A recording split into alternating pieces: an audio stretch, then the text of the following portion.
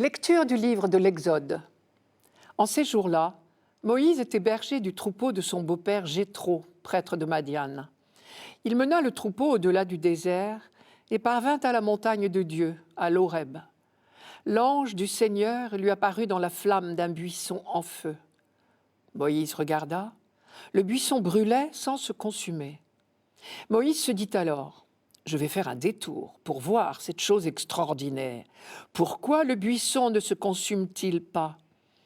Le Seigneur vit qu'il avait fait un détour pour voir, et Dieu l'appela du milieu du buisson. « Moïse, Moïse !» Il dit « Me voici ». Dieu dit alors « N'approche pas d'ici. Retire les sandales de tes pieds, car le lieu où tu te tiens est une terre sainte. » Et il déclara: « Je suis le Dieu de ton père, le Dieu d'Abraham, le Dieu d'Isaac, le Dieu de Jacob. » Moïse se voila le visage, car il craignait de porter son regard sur Dieu.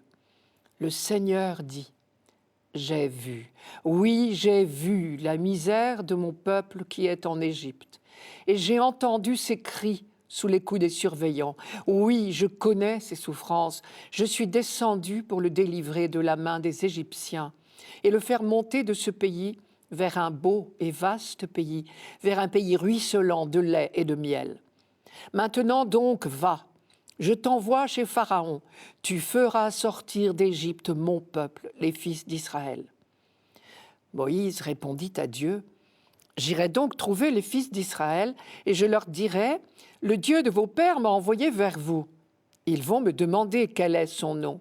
Que leur répondrai-je? » Dieu dit à Moïse: « Je suis qui je suis. Tu parleras ainsi aux fils d'Israël. Celui qui m'a envoyé vers vous, c'est « Je suis ». Dieu dit encore à Moïse: « Tu parleras ainsi aux fils d'Israël. Celui qui m'a envoyé vers vous, c'est le Seigneur, le Dieu de vos pères, le Dieu d'Abraham, le Dieu d'Isaac, le Dieu de Jacob. C'est là mon nom pour toujours. C'est par lui que vous ferez mémoire de moi, d'âge en âge. »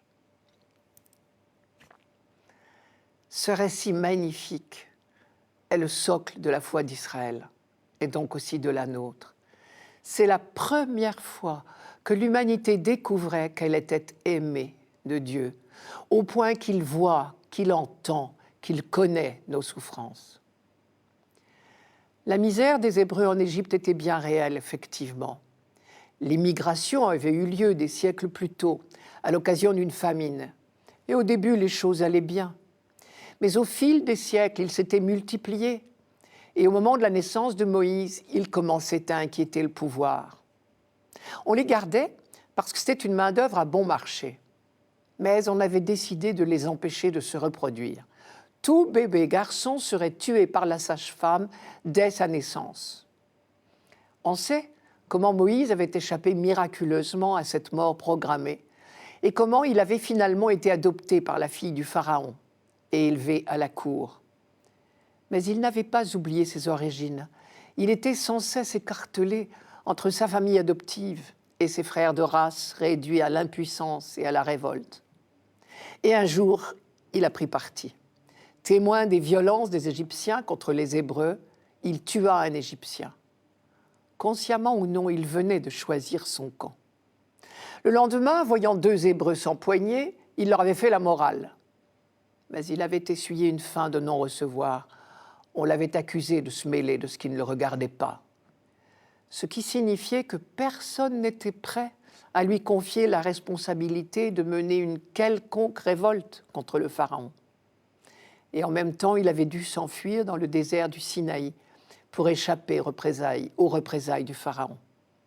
Et c'est là que commence notre texte d'aujourd'hui.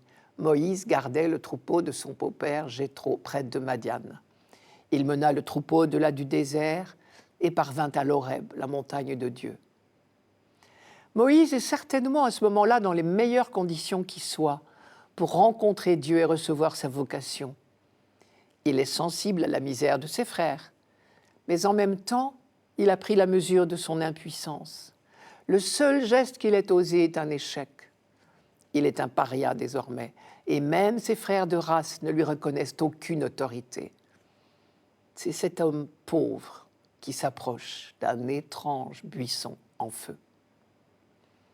Je ferai 2 remarques. Tout d'abord, Dieu se révèle ici en même temps comme le tout autre et comme le tout proche. Il est le tout autre, celui qu'on ne peut approcher qu'avec crainte et respect. Et en même temps, il est le tout proche, celui qui voit la misère de son peuple et lui suscite un libérateur. Je commence par les expressions qui manifestent la sainteté de Dieu et l'immense respect de l'homme qui se trouve en sa présence. La phrase « l'ange du Seigneur » lui apparut au milieu d'un feu qui sortait d'un buisson, par exemple. Elle est caractéristique pour dire la présence de Dieu lui-même dans le buisson. On prend une circonlocution. L'expression « l'ange du Seigneur » est une manière pudique de parler de Dieu. Ou encore, des expressions comme « n'approche pas d'ici, retire les sandales de tes pieds, car le lieu où tu te tiens est une terre sainte. » Ou enfin, Moïse se voila le visage car il craignait de porter son regard sur Dieu. Et en même temps, Dieu se révèle comme le tout proche des hommes, celui qui se penche sur leur malheur.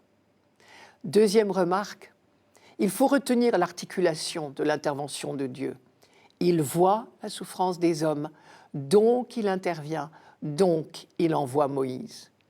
L'action de Dieu suppose la collaboration de celui que Dieu appelle. Encore faut-il que celui que Dieu appelle accepte de répondre à cet appel. Encore faut-il que celui qui souffre accepte d'être secouru.